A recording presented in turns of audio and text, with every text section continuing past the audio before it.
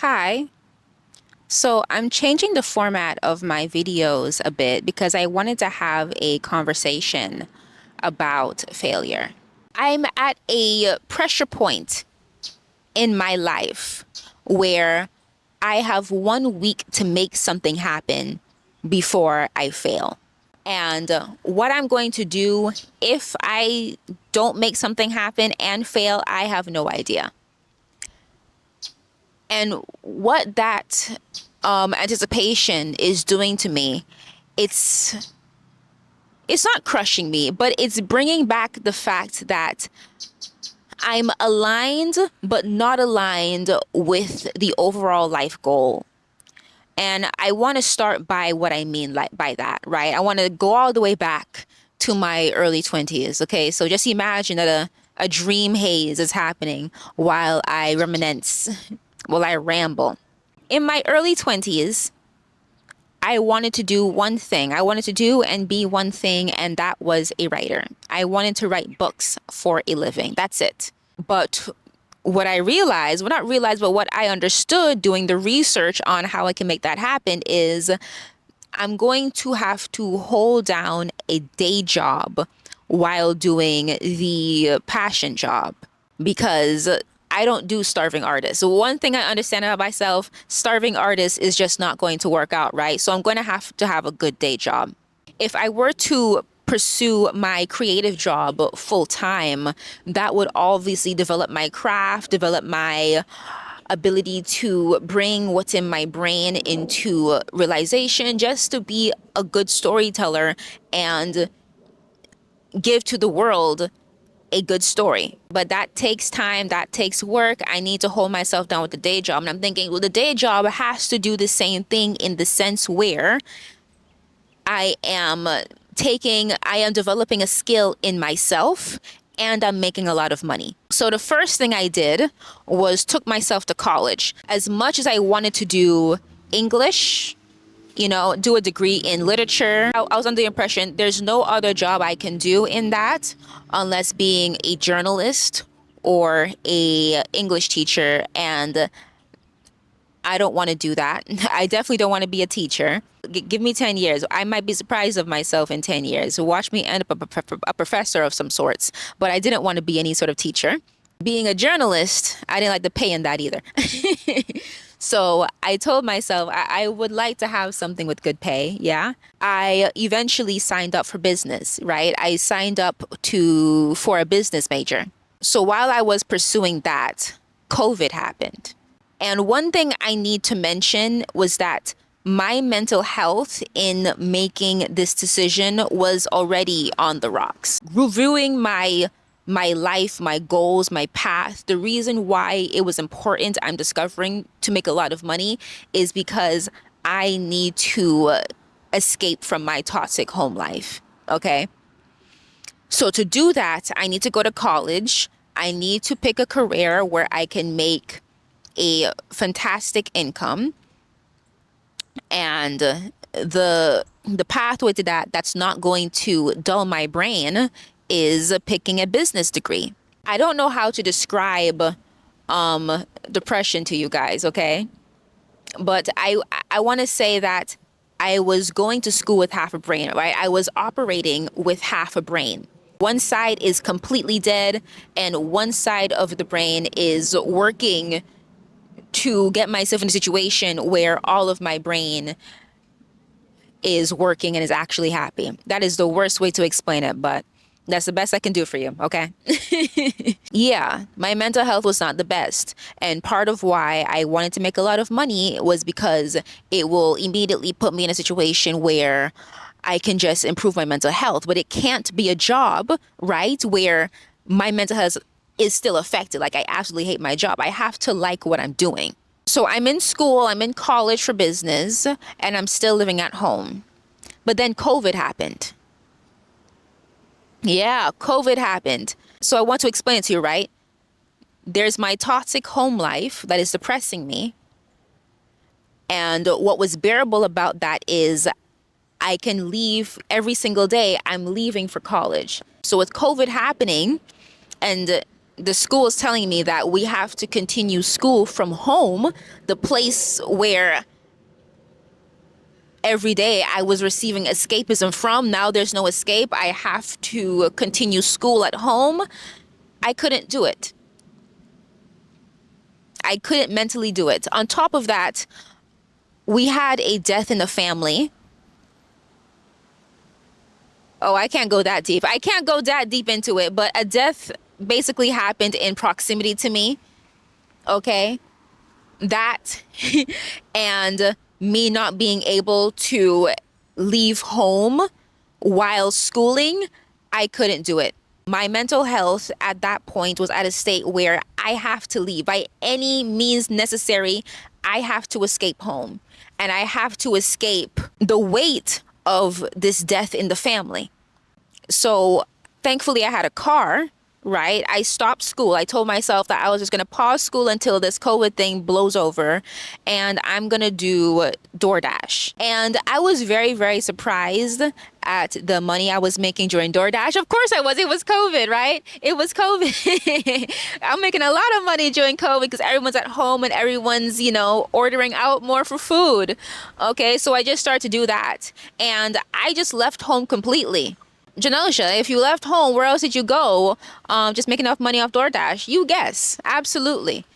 And I want to leave the impression of that's just how desperate I was to just not be home, to really get a jump start in my adult life where my time is just completely mine, So I was doing that during COVID. And COVID, of course, happened longer than we expected. What became DoorDash became Uber Eats, and it also became Instacart, which I liked. I kind of stopped doing the other two and I just did Instacart because that makes more sense economically, right? Everything is locked down. People need to get food. Let's use Instacart instead of going to the grocery store, risking our lives to the grocery store, right? That makes more economic sense, just looking back to what compelled me to switch apps like that. So I was doing Instacart, making some good money. I was also dabbling in cryptocurrency, and there was a situation where I did make like $15,000 from cryptocurrency. And what happened to that money? Don't even ask me. No. I bought a car. Since I'm doing Instacart, let me buy an efficient car. Because one thing that I was learning, I was learning a lot about cars. I was learning particularly about how DoorDash and really mess up your car. If you do it prolifically, you're going to have to maintain upkeep. And you're going to have to calculate that, okay? You're going to have to calculate that expenses into, I guess, the sort of business that you're doing. And I wasn't doing that. I was just driving. I was putting money aside for that, but the expense was a bit too much. These were all used cars, by the way, just to fill in the picture of exactly why this was difficult. Okay, I remember, having to pick $1,000 one point, $700, $500, just every time the car had a hiccup, I had to pay a whole lot of money. Okay, so the $15,000 I got from dabbling in cryptocurrency did help. I had a whole new car, but that was a used car, and that broke down eventually in the worst way. And now the thing I was dependent on to make income was gone. I had to move back into the toxic household. And remember, at this point, I'm not at school yet. And at this point, I'm still not writing. The most of the writing that I'm doing is in my journal. And that's pretty much about it. So I'm back home and the goal is still over my head. Okay, well, I need to get a job where I'm getting a lot of money. I'm getting, sufficient money, right? I am developing a skill while developing my craft as a writer. And researching, I discovered that I could be a SDR, a sales development representative. But to be a sales development representative, they would prefer that you have some sales experience. So one thing that I'm really proud of so far is how successfully I did put myself in a position to land very good sales jobs, right? I look back at my mindset back then. It's like, oh, wow, I really pulled that off and I really planned that out. And what I did is it doesn't matter what kind of sales job it is. I just need to have a sales job, work that job a while, at least from that job, understand what it entails to work a sales job, and then brandish that experience when I go for the sales job that I really want, which was an SDR. So I got a sales job. It's one of those jobs where I like stand there in a Costco or a BJ's and I try to sell whatever it is product, while these customers are strolling by in their cart. So I was doing that. I did that for a while. I got exactly what I needed. I got sales experience. I understood what this entails. I did want to continue it. It was Christmas. It was around this time, kind of. It was around this time. It was Christmas time where I quit. Okay. It was like 3 to 4 months of sales experience. All right. And then I was back in front of my computer trying to use that to get an SDR job. And I did get an SDR job. However, there was no base pay. Okay, it was completely commission. And that was fine. Like, okay, well, at least now I get to gather experience on being an SDR. Okay, mind you, this was happening when I was still in my home life. And my home life was really bumming me out while I was getting this SDR job. Basically, I think I had to leave home again. I can't even explain it. But I had this job. And what's great about this SDR job, I started off an SDR with only commission only, 100% commission, no base pay, and eventually got into a position where they liked me so much, like they liked the work that I was doing to where I was getting base pay. And the goal was met, right? I had an SDR position with base pay and commission, and I'm doing completely well, okay? I'm realizing now that I'm explaining this to myself, or at least trying to explain this to you, exactly what went wrong, what went left, okay? And what went left in my grand plan was getting promoted. I was doing well enough as an SDR where they promoted me to an account executive. And an account executive, an SDR is basically you're setting up the appointments, okay, to pass on to the account executive. And an account executive is you're actually closing. And that was tricky. Getting in the gist of that was tricky, okay? And at this point where I have promoted and I was making, and the base pay was fantastico, right? Like, this is a fantastic opportunity. I almost had imposter syndrome about such an opportunity to where I stopped writing. Hello, there's a dog here. Hi. Do you see that? Look at those doggies. That's so precious. I was not writing anymore, okay? Because I just got a fantastic opportunity to make money without a college degree. And I could really build my life with this, okay? So that has to go to the pause so I can achieve mastery in this position. But before I can get to that point, you guys, eventually the company had to lay me off, okay? So, and thankfully, okay, because of that position, I'm so grateful.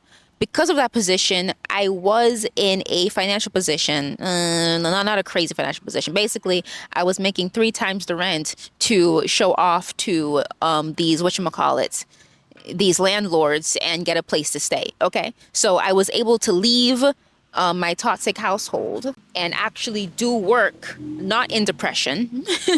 But I eventually got laid off. Like 3 months into it, I got laid off. And after I got laid off, I eventually was able to get a new job, and surprised to see that I like this position more than I like the other position, right?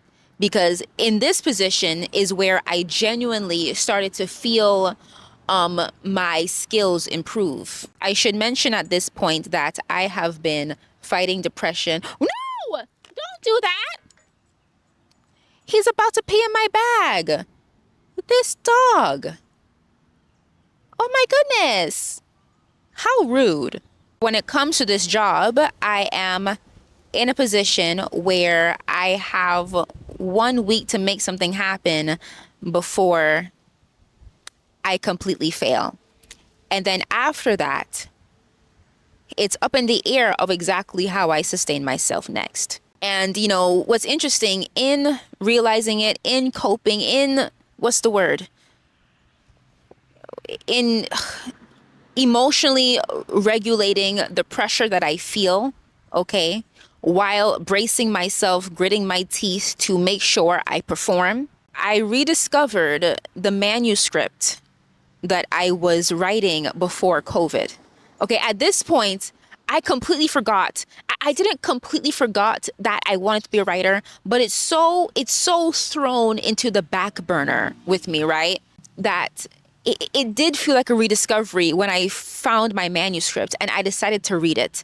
Now, mind you, when I discovered the file, the PDF file, the manuscript, I thought, your old manuscript, the first draft, yeah, it's always bad. Like, I'm going to cringe so much when I start reading this.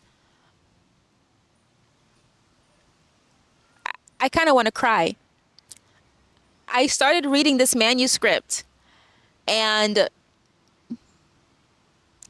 I didn't cringe, but I started to laugh because I can't explain how every it's not that emotional, but everything started to come back to me, When I was reading my old manuscript, my unfinished manuscript, I was remembering the girl who was writing it.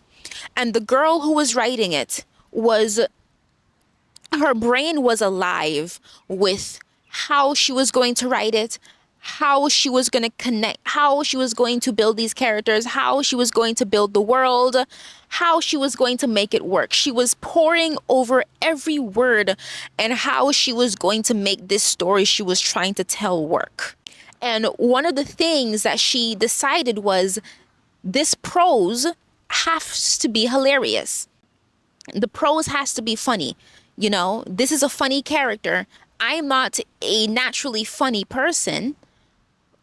So I really have to push my writing to a level where people are finding this funny despite the serious sci-fi subject. I have to achieve capturing the sci-fi element, the larger than life sci-fi element, while capturing the funny voice of the character I am writing this in. Okay? That this was all coming back to me.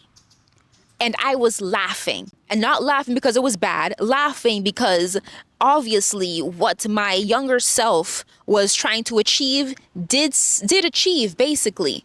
She didn't finish it, but she did achieve what she was trying to do. Everything basically was coming back to me. My creative juices started to flow like no other. That's why in the last video, you see me printing it out, because I want to finish it. Basically, I rediscovered myself. So when it comes to me about to fail in this opportunity I have to sustain myself and what the hell I'm going to do next, I also have discovered myself when I am, immersed in my passions and the want to re-immerse. And I realized just how far I did waver from the whole point of everything I was doing. I was working these jobs so I can make some money, so I can, develop a skill and sustain myself so I can write my stories in comfort. And in putting writing in the back burn to make sure this plan doesn't work out, to make sure this works out, I hate to sound corny, but I completely lost myself, okay? I lost a person that I forgot existed when I read my manuscript. And I don't want to sound ungrateful for the opportunities that was given to me, because these opportunities have also helped me improve a lot. Basically, working these jobs that I did work, my brain chemistry improved in the best way. I am so grateful to have people believe in me and my ability to be given the opportunity. I am so grateful to have a seat in the table with teams who are more talented than me, and to pick up on their uber positive mindset, self-belief, and just their skill, their communication skills, for me to get a view on how I need to grow. It's really seeing how people tend to complain about their jobs. I'm thinking it's quite rare to end up in a job with people that you genuinely admire. Hold on a second. Is that a plane or is that a flying saucer? Give me one moment. What is that? Never mind. It's probably a plane. I'm sorry. No way it's a flying saucer. Okay. But it could be, if it's a flying saucer, not flying saucer. It could be an otherworldly thing that's disguising as one of the clouds, okay, while it's passing by. So I'm thinking, if it's doing that, then I'm clocking it. I'm clocking what they're trying to disguise as a cloud. And no, it's probably a plane and a sign. Okay, never mind. Never mind. What was I talking about? Oh, yes. I was trying to articulate something. But here's the thing, okay? I have one more week to make something happen to where I sustain myself. I have one more week to make something happen, okay, to keep my seat at the table with these amazing, talented people and still make the goal happen. I am so shocked and grateful and pleased that what I had planned to do, the plan that I originally had, okay, I need to find a job where I can still make a lot of money, where I can comfortably pursue writing. I'm choosing the sales job. So let me get this job, work this job, use that job to branch experience, get the exact job I want, get a fantastic opportunity within that job, get promoted, even though looking back of exactly what went wrong, I think getting promoted kind of went wrong. They should have kept me at the sales level as I was. I was doing great there. Okay, you tried to promote me and things went wrong. Okay, get promoted. And then, okay, I got laid off. That's fine. Wow, I just landed another position where it is a fantastic opportunity as long as I can perform very well in that. So while the threat of failure is a week ahead of me, and it might just stabilize everything that I've done to reach my overall goal, I'm realizing that I'm not a complete failure.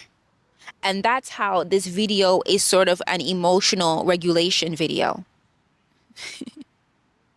I need to realize that I'm not a complete failure. However, the threat of me losing it all and starting from zero and having to find something else to sustain myself, to move out again and finally get in a position where I can write comfortably, the threat of that is very, very, very real. The threat of that being real is what scares me the most. I don't want to start over. One thing that I am realizing is I want to start writing again. I want 2025 to be my year, the year of creativity. I want to be creative again. Because that is where I am the most happy. And let me say, by not being creative for a super, super long time, I am so happy. I am so grateful to be in a position where I am happy. Basically, y'all, this is the first time in my life since I was a teenager where I can truly say that I am happy. Okay? My life is about to get destabilized, but I am so, so, so freaking happy. This is the first year in my adult life where I am actually happy. So 2024, I'm not where I want to be. I did technically fail, but emotionally I didn't. The goal of saving my mental health and being in a place where I can just exist and be happy, I have it. I'm here, right? It's crazy how I can feel this way when I'm about to fail epically. I'm so, so freaking happy. I think back, a lot of people are way more ahead of me at this point of time. Should I feel insecure or behind? And sure, I do. But I think about what other alternative that I could have taken, right? Okay.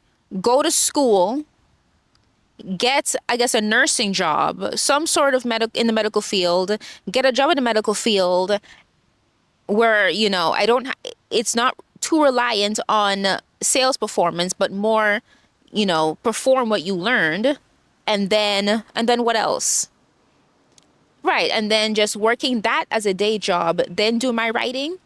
I could have done it that way. And that, along with all other alternatives, I have reviewed in my head of what I could have done to reach the goal that I ought to reach, and that there are adults in their late 20s already reaching at my age. What could I have done differently? And I genuinely believe there's nothing I would have done different. There's nothing that could have been done differently. I feel like every choice that I made was to crawl myself out of poor mental health. I can't tell you just how mental, don't cry, don't cry. I can't tell you how mentally fucked up I was. Now that I'm genuinely happy, now that I'm living my first year where I can say I am happy, I look back at how I was trying to survive all those rest of those years and said, oh my gosh, like I was really fucked up. And I didn't throw myself off a building. I didn't turn to drugs for escapism. I didn't drink the escapism. I don't drink or do drugs. I'm scared of those. But somehow I stayed away from it. And I'm fine. And I know that if I were to try a more safer, more secure route, I am confident I would have threw myself off the bridge, And that's how I genuinely feel. And that's why I don't feel as if I made the wrong path. Like every decision that I made was to save my mental health. And if I choose any other decision to stay safe, my mental health still wouldn't have stayed safe. And I don't think I would still be here. Every decision I made because I understood where the will to live was capable through that decision. And I stayed away from the decisions where I was confident. The will to live will be completely snuffed out. And what about now? Am I still confident? I'm a whole 26-year-old that is objectively behind in a lot of ways. Am I still confident that that was the only way? Yes, I am. Yes, I am. So while I sit here as an objective failure, I don't feel like a failure. And it's strangely beautiful to feel this way instead.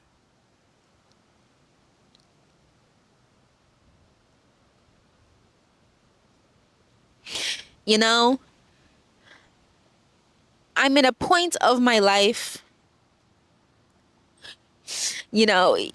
I'm at a pressure point of my life where the threat of losing it all is real and will come into realization in about a week if I don't make something happen. And emotionally processing that, I realized what I was able to make happen. And I am proud of myself. It's weird to say because I really feel like I shouldn't be, but I am.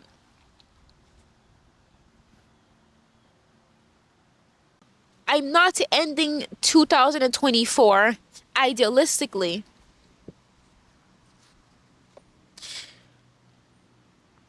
but I'm ending 2024 really, really happy, despite how chaotic things are going to get, okay? So let's talk. My plan for the future. I don't have a plan. Okay, I'm gonna have to sit down somewhere and think up a whole strategy, okay, to exactly how I'm going to operate in the future. But one thing's for sure is 2025 is going to be a year of creativity. I want to write again. And what job I take to sustain myself and start writing again, you guys, I just don't care anymore. No, I don't care anymore. The ideal of working a job where I'm developing skill and making good money, okay, while I immerse in my creative passions, I have 1 week to sustain, to maintain it, and I'm going to do whatever. It's mask off next week to make sure it's maintained. But if I don't, I'm going to put that in the back burner and then creative passions in the front. I have decided that resolutely kind of 2 weeks ago, but it's interesting how I've kind of set myself up for that direction even before that. I started a website called janoshawrites.com where I do intend to, again, just write and post what I'm writing there. So yeah, that's all I have to say, pretty much. And I didn't say it as linear as I hoped I would. I am going to have to chop, screw, and edit this thing all up when I get back home. Damn. When I was walking along here to start filming this video, I had a woman stop in her car and say, "Oh my gosh, she looks so pretty. Congratulations." Okay, she says, "Congratulations, like I actually won something." I'm wearing a sash that says winner. Okay, and a crown because despite being an objective failure, I don't feel like it. And I thought it would be funny to show that I don't feel like it necessarily. To show that I'm still quite delusional, body language wise and all that. I also paired this with some pink. Oh, do you see that? Oh, you don't see that. Shit. You don't see that. Do you see that now? I'm wearing pink shoes. I like the pink, neon pink shoes, the bright pink shoes with the black sparkly dress and the blue. Yeah, I like how it goes together. I do. I think it's a pop of color, a pop of humor. The whole outfit is not as serious as it looks. I like it.